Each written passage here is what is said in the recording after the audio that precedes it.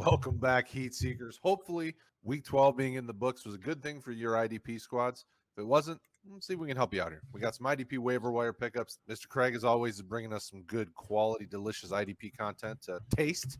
So what are we talking about with the defensive line? Defensive lineman's always interesting because it's been a weird season, as we know, but especially for those defensive linemen, or if you don't sort of have a top guy, it's no idea what you're getting week to week. But we're going to go to a blast from the past for the defensive lineman to start. Frank Clark had some good years in Seattle. Hasn't been doing as well, but the Chiefs have switched things up. They went and they got Melvin Ingram from the Pittsburgh Steelers. They moved Chris Jones back inside, and to be honest, he being Frank Clark has an 80% snap share in the games that he's played, but he only has 10 solos, 4 assists, 2 tackles for a loss, 2 sacks, and 2 forced fumbles on the year. That said, over the past 4 games, in 3 out of those 4, he has at least a tackle for a loss and a sack, which you could tell from those prior stats. That's the majority of his tackles for a loss and sacks on the year, so that sort of switch-up has helped him. And they're in a great spot here. Denver is their Week 13 opponent, and they give up the 11th most points to opposing defensive ends on the year. They're going to have potentially a hobbled Teddy Bridgewater, who was hurt but came back, or Drew Lock behind a not as good as it was Denver offensive line with injuries that they've sustained. So I think it's a good spot for a guy that, again, going to be able to be found on the waiver wire in most of these leagues here for you, despite the name recognition. Yeah, Frank Clark is one of those guys that over time you've probably dropped him more than one occasion. In the last 4 weeks, he's only really given you one crappy productive week. If you're in a pinch and you need some help, certainly doesn't hurt adding him. Moving on here, interesting case. It's going to be the case for these next 2 guys we have here, actually. But starting off with Ronald Blair, the third here. He's a defensive end or defensive tackle for the Jets. The designation depends on how your league does it and what site you're on. But he's only played in 3 games this year, week 10, 11, and 12. But during that time, he has 4 solos, 11 assists, a tackle for a loss, and a sack. That's on a 47% snap share. They play the Eagles this week. The Eagles give up the 6th most points to opposing defensive ends, and we know that they really are trying to run the ball more here, which gives those defensive linemen some opportunity to get after those running backs, or in this case, Jalen Hurts, who likes to run, to get a tackle for a loss, sack, increase those tackle numbers. So for a guy that him and the next guy we're going to talk about, I haven't seen rostered in a league so far. So again, if you're in a pinch, potentially it's a nice matchup, but for a guy that is producing right now. Yeah, and like we stress on all our waiver videos, what we're doing is a broad strokes go after these guys because they should be available in most formats. League scoring is very important. Understanding your league type is very important. And I would stress that, especially for some of these guys, the D tackle coming up and some of these positions that are a little more handled differently in your leagues. If you're having trouble with your waiver wires, this would be my shameless plug for jumping on Discord or posting in the comments below your questions about your waiver wire and let us dig into your specific league type, because we certainly will do that as well. Ronald Blair's fine. There's been a few Jets defensive ends that we've liked throughout the year. John Franklin Myers earlier in the year was a guy that we liked and been up and down. I think Blair will be similar. If you get a sack or get some sort of bigger play, his stat line's going to look better for you. Otherwise, he's probably low-end DE2 play where it's not the sexiest, but there's an opportunity there, especially in this matchup. And even when you look at playoff time with him, he got Saints and Dolphins and some other juicy matchups that may be interesting. Last guy here, like I said, it's a similar situation to Ronald Blair, but Tristan Hell is the defensive tackle for the Dallas Cowboys. He's only played in 3 games this year as he worked his way back from a ACL tear in October of 2020. He's had his snaps increase each of the 3 games, 28 to 41 to 45%. His most recent game against the Raiders, he has 4 solos and assist. So, again, nothing amazing, but for a defensive tackle, if one is required, or interior lineman, it's actually a decent stat line. Week 13 brings the Saints, who give up the 2nd most points to opposing defensive tackles on the year. So, again, a guy that's free. You're probably not going to be playing him in defensive lineman general type leagues. But if you have to have a defensive tackle or interior lineman for a guy that you're going to be able to find on that waiver wire, he's a nice pickup for this week. And their defensive line, especially the interior, is getting better. Digizua, Watkins, they can rotate guys in. They have a little bit there. Maybe not the most exciting defensive tackle core in the league, but they're underrated, I think, because of the talent that's there. Hill was a 2nd-round pick when he came out a couple years back, and injury just hasn't really been his friend. This could be his time to shine and really step up and push for more. I think he's playing starter-type snaps with as many as he's been having here recently. So definitely an interesting pickup at D-tackle. The linebackers, what are we talking about there? The linebackers. We're going to go to another blast from the past here. Quan Alexander, linebacker for the New Orleans Saints. He came back from injury, which it sounds like you could say that for most of his career, unfortunately, because he just can't stay healthy. But from week 7 on, he has a 62% snap share. And if you look at the last 2 weeks, that's risen to an 80% snap share. Since his return, he has 14 solos, 6 assists, 6 tackles for a loss, 2 pass deflections, a sack, and an interception. So he isn't really a tackle-heavy guy at this point, but he's a top 15 linebacker due to those big plays over the past 4 weeks. And while Dallas isn't a great matchup, it isn't a terrible one. We're seeing that they are trying to run the ball here with the issues that they've had with wide receiver health. And yes, CeeDee Lamb is supposed to be back this week. We'll have to see about Amari Cooper. There's a lot of ifs going on, but they are going to continue to lean on that run game, I think.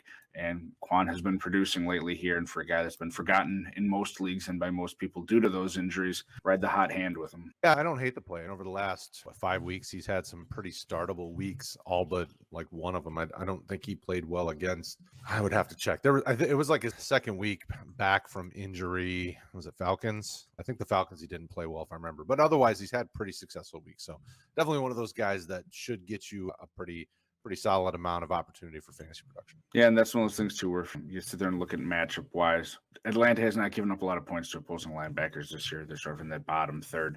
Dallas is a bit better than that, and as you've seen recently, they do try to run the ball more, whereas the Falcons sort of have Cordarrelle Patterson trying to run the ball, and then they usually have to go pass heavy to catch up to people. Next one is a guy near and dear to your heart for this year anyway, Brad, Alexy. He's played 100% of the snaps for Detroit in all but week 7, which is like 94%. He's a top 50 linebacker on the year, but if you look at since their week 9 bye, he's actually played really well. He's had 14 solos, 10 assists, and 4 pass deflections. This week brings the Vikings, who are 8th in points allowed to opposing linebackers, and they're going to have an opportunity to probably try to run the ball quite a bit with Madison, given that Detroit, it would seem, isn't going to be putting up a ton of points this season on anyone, probably not the Vikings this week. So they'll have a chance to continue to rack up those tackles. And he's a guy that they brought over thinking that he could be a longer-term piece, a few-year starter in there as they convert and transition over to the 3-4 defense. Of the defenders that we have, he's been one of the bright spots, and it's not like his play hasn't been up and down, but he has the ability to be sideline to sideline. He's done a good job growing in this defense week over week. He has some familiarity with the coaching staff, Aaron Glenn and Campbell, but there were still some nuances and changes that he had to get used to. But over the last 3-4 weeks, he's been, basically since they come back from the bye, he's given you startable production most weeks, depending on your format. Definitely a guy to be picking up. I like the matchups going on after that. Even got the Broncos. I think the Cardinals are thrown in there. He's got matchups where I feel like he's going to get lots of action. So why not? Got another Alex for our third guy here. So we had Alexander, Alex, and Alex. It's noticing a trend, but it'll end after this for you. Alex Highsmith, linebacker, the Steelers. He's got a 76% snap share on the year. And since their bye, which was week 7, he's up to an 84% snap share. The second guy on the outside across from TJ Watt once they got rid of Melvin Ingram. Since that time, after their bye, that is, he has 15 solos, 14 assists, 6 tackles for a loss, and 1.5 sacks. So while he isn't getting you a whole lot of those sacks, 6 tackles for a loss is pretty nice. And they're playing the Ravens this upcoming week. The Ravens give up the second most points to opposing linebackers on the year. And as we've seen, sometimes they just get into a slugfest if Lamar isn't doing well. I'm not saying that's going to happen again here, but the Ravens are going to be trying to run the ball, and that's going to give you more of those opportunities for those tackles for a loss type of play, sacks that Highsmith, those edge type guys are going to give you more of than the tackle heavy situation. Yeah. And Highsmith's shown pretty well. When the Steelers drafted him, I think it was a day 2 draft pick, they were hoping that you would begin to see this as time went on, as he picked up the defense. And really, he's done a good job getting after the quarterback. He has 3 sacks, so I can't say statistically, but when you watch the game, I've watched a few of their games recently since he in Detroit, some of them, he's done a good job with his pass rushing ability. He's done a good job getting tackles. He had 8 a couple weeks back. Hasn't been as high the last couple weeks, but he's produced at a startable level most of the last 4 weeks-ish, I think. So if I remember correctly, I'd have to look. Definitely a guy that I'd be certainly open to getting if I needed some linebacker help. We're going to throw another one in here for you just for the fun of it. This is contingent on the health of another linebacker, that being Deion Jones of the Atlanta Falcons. We're going to talk about Michael Walker. So Deion was out in week 12 with a shoulder injury. Walker in his place on 99% of the snaps and had 6 solos, 6 assists, and a pass deflection. So I don't think that's going to repeat if Jones is out, so don't go, spending waiver wire money on this guy right now, but keep an eye on him if you're in a deep league as a potential replacement or bye week type guy if Jones is out. Tampa only gives up the 25th most points to opposing linebackers, so again, it's not great, but in terms of someone that's going to be on the field to have a shot at production and going against a Tampa team that has been running the ball quite a bit more lately, he's going to be worth a look if you run into that situation. So someone to keep an eye on there for you. Yeah, more of a in case of emergency for sure. All right, so round it out. What DBs are we talking about? First one up is Ronald Harrison. We had mentioned him a little bit prior this year. Continues to be slept on in a lot of leagues. He's virtually unrostered unless you're starting 3 DBs or a flex or something like that. In every game where he's finished healthy or not been ejected, because it did happen, he's had an 88% snap share on the year. The Browns just played the Ravens in this past week, and Harrison had 11 solos, 3 assists, a pass deflection, and interception. Do I think that's going to happen in week 13? No, I know it won't because they're on bye. The Browns play the Ravens again in week 14, and some leagues playoffs are going to be starting. Whatever the situation is for you, it's going to be another nice spot for him to have another good game against that run-heavy team. He's a strong safety type of guy who likes to be up in the box, or using him as a linebacker on a lot of plays to have that potential to get you the tackles for a loss, just general tackles if you want. And you just saw him have a great game going against the same opponent. So this is preparing you for 2 weeks from now if you want to try to get ahead of the game. Yeah, definitely a guy that, and even in prior years that we've had some interest in. When he was with Jacksonville, there were some times near his end there that he looked like an ascending young talent, and he's still young. He's only 24. But he's had up and down weeks this year. I don't hate the move because I think in this defense, on a week in and week out basis, he has the chance to rack up tackles or have some pass deflections or some of those things. So depending on your league scoring, that he could add a little more value. This year has been so up and down for this Cleveland team as a whole. It's hard to know what to expect from week to week, but definitely a good play for sure. Yeah, again, this is just a situational play for the week. Will Harris, safety for the Detroit Lions, so it's been really up and down. Has come on strong since the bye. Their bye was week 9. Since then, the past 3 games, he's got 13 solos, 4 assists, a forced fumble, a pass deflection, and half a sack on a 92% snap share. Vikings are a good matchup here, again, which is how we're playing these if you need to fill in here. Vikings are 9th in points allowed to opposing safeties. He's going to be a decent, if uninspiring, start for you. If you got points for getting burned for big plays, Will Harris would be number 1 in the league. That's for sure. Definitely when you see big plays happen against Detroit, he's typically the guy that's missed the coverage or having trouble. But that doesn't always matter when it comes to fantasy production. The last couple of weeks, he has been productive. With the defense, the way that this defense is going, with many guys getting injured, they're moving him into the slot some, they're putting him in the back. He's all over the place, so why not? Because they're running out of healthy corners, he's going to keep being on the field. I know Fatu Melifonwu is getting activated from IR, so maybe that changes his slot role a little, but I wouldn't be super concerned, at least this week and probably even the next week, because a rookie's not going to take away his playing time, even though the rookie's probably more talented even at this point. Rounded out with a cornerback now that I've done my ranting about Detroit. So I put them on there for you. You got to get your feelings out on the Lions. I prefer to bottle it up. Hold on now. I prefer to bottle it up. A name that we have heard before, but probably more in terms of quality cornerback play. Not this year, unfortunately for him. Kyle Fuller, cornerback for the Denver Broncos. He's having a down year this year.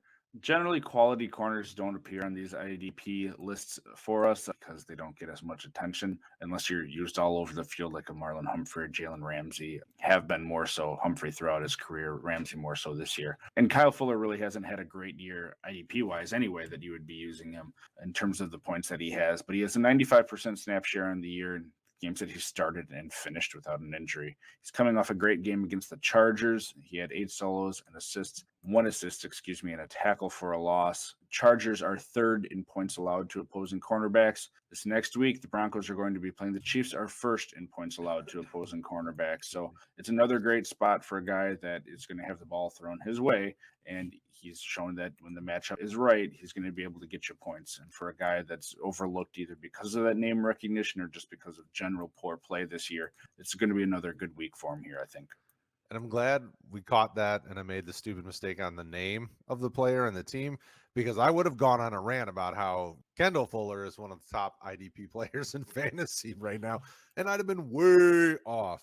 Kyle, with Patrick Surtain on the other side of the field, it makes sense that people are going to throw it at Kyle because Surtain's pretty good. He's definitely been a pleasant surprise as a rookie. Typically, they take a little time, but I feel like Surtain's done very well across from him. Why might as well just fire up these shares and see, because it's the Chiefs, then they have a Lions game, but then they face Bengals, Raiders, Chargers. So when you're in your fantasy playoffs, he could be your starting corner potentially, because they're going to be facing teams with high-powered offenses. So yeah, he's going to be rostered in more leagues than Fuller's right now, just because it's a cool name, rookie, top guy. And another guy that to look at if you're really desperate is Ronald Darby as the third cornerback who's getting snaps. But I look at all these different options when we're going through this, and Darby just hasn't done much this year. He's on the field a decent bit for him, but he's not getting you any production when he's out there. Fuller occasionally if the matchup is right, which it is here. So either of those two are good plays, but Surtain is certainly much more rostered at this point. Absolutely. All right. So that's it, folks. Like I said earlier, if you need more specific help on your league format, on the way that your league is set up, drop comments below here on YouTube, drop comments in Discord. We have an IDP chat. We're here to help. Jump into any of the conversations, hit us up, and let us help you win your waiver wire in your leagues